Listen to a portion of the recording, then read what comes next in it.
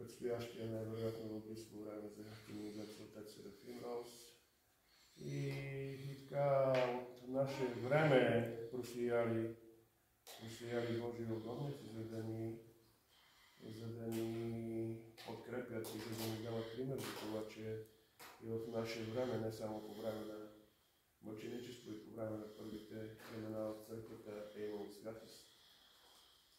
Точно противоположното в наши дни, в които борбата на трижди проклетия срещу всяко едно Божие право дело е усилено до възможност. Ние имаме нужда от техния пример, ние имаме нужда от това да знаем, че те са били като нас, те са били от същата плът и от същата кръв.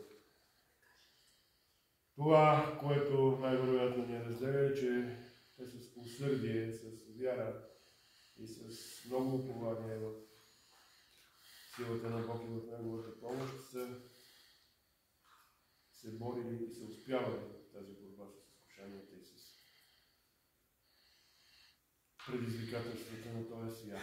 Затова нека по техния пример, по техните молитви, по тяхната божествена благодат да молят Бог за нас и ние да вървим по пътя на спасението.